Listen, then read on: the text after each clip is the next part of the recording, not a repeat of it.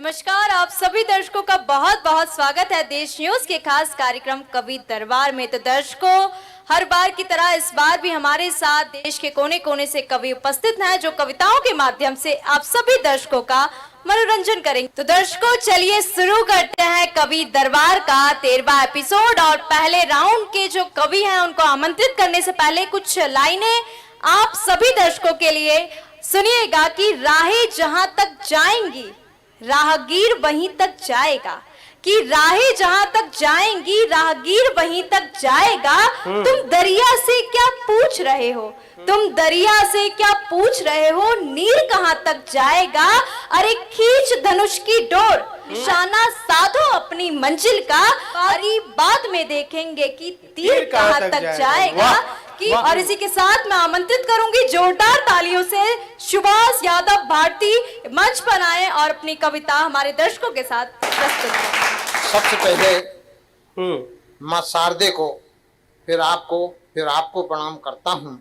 इसके उपरांत चंद कविताएं पढ़ता हूँ, आप ठीक ठीक अवलोकन कीजिए। मगर मित्रों, इससे पहले मुझे आदेश ताली बजाकर वाह वाह वाह वाह, क्या बात है, क्या बात है, क्या बात है। कुछ क्षणिकाओं से अपनी बात प्रारंभ करता हूँ। स्वागत। कि पति पत्नी के अघोषित युद्ध में पति ने पत्नी से कहा, मैं रात दिन तुम्हारे ताने सहता हूँ और अब मुझसे नहीं सहा जाता, मैं अपने पद से इस्तीफा देता हूँ। क्या बात, क्या बात, वाह बढ़िया। वाह। पत्नी ने कहा, आपसे हमारा वर्षों का नाता है। पत्नी ने कहा, आपसे हमारा वर्षों का नाता है, अतः आपका इस्तीफा स्वीकार किया जाता है। मगर यह बात अभी किसी से मत कहिए, और जब तक बच्चों की शादी नहीं हो जाती पद पर बने रहिए। वाह। और देखिए साइड इफेक्ट, एक बच्चे को समझ नहीं आता है साइड इफेक्ट क्या होता है, तो पिता कैसे समझाते हैं आप देखिए। कि पुत्र ने पिता से एलोपैथिक दवाओं के साइड इफेक्ट के बारे में पूछा। पिताजी, ये साइड इफेक्ट क्या होता है, इसे विस्तार से समझाइए। पिता ने कहा, जरा नजदीक आइए। पुत्र नजदीक आया, वो पिता ने एक थप्पड़ लगाया। पुत्र नजदीक आया, वो पिता ने एक थप्पड़ लगाया। यह देख अंदर से पुत्र की माँ चिल्लाई, क्यों जी, सही बात पर क्यों मारते रहते हैं। पिता ने पुत्र से कहा, इसे ही साइड इफेक्ट कहते हैं। कि पंडित जी ने प्रवचन के दौरान श्रोताओं से पूछा, क्या आप हमें चिंतन मनन कर बताएंगे, और आप में से कौन कौन स्वर्ग जाना चाहते हैं, अपने अपने हाथ ऊपर उठाएंगे। यह सुनते ही सभी ने अपने अपने हाथ ऊपर उठा दिए, लेकिन एक आदमी ने अपना हाथ ऊपर नहीं उठाया। यह देख पंडित जी का दिमाग चकराया। पंडित जी बोले, पुत्र तू स्वर्ग क्यों नहीं जाना चाहता, कारण बताएगा। आदमी बोला, जब ये सब लोग स्वर्ग चले जाएंगे तो स्वर्ग यही हो जाएगा।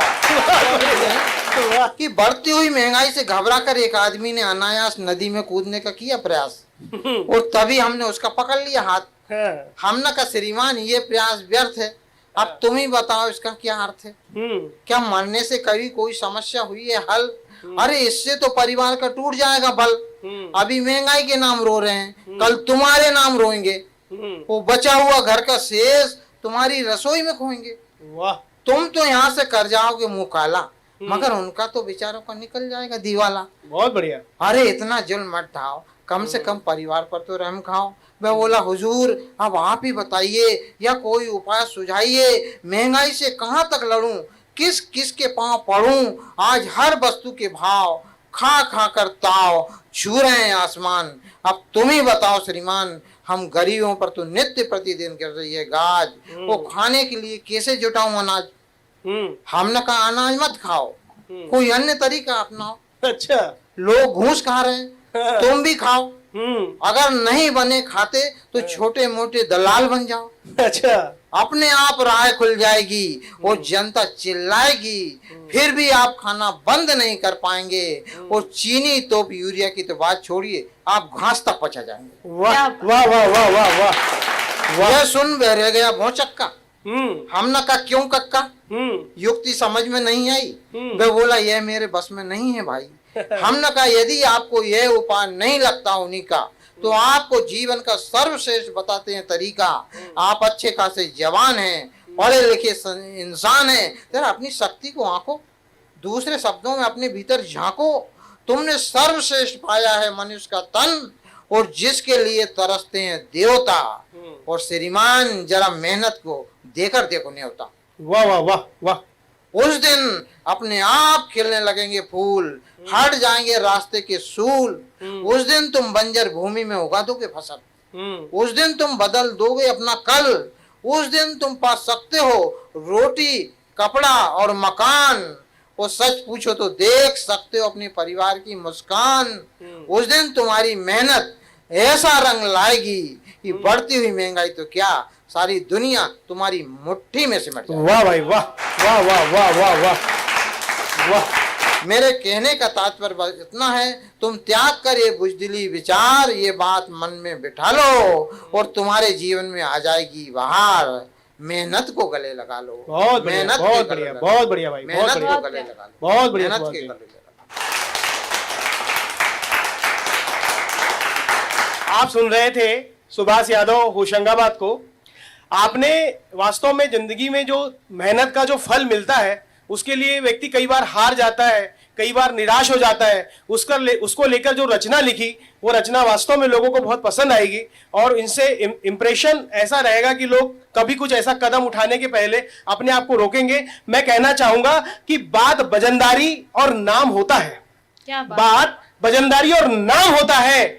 जिसकी जुबान हो पक्की उसी का काम होता है। और ऐसे तो सैकड़ों पड़े हुनर जमाने में, ऐसे तो सैकड़ों पड़े हुनर जमाने में, पर बात उसी की होती है जो सफल इंसान होता क्या है, बात। जो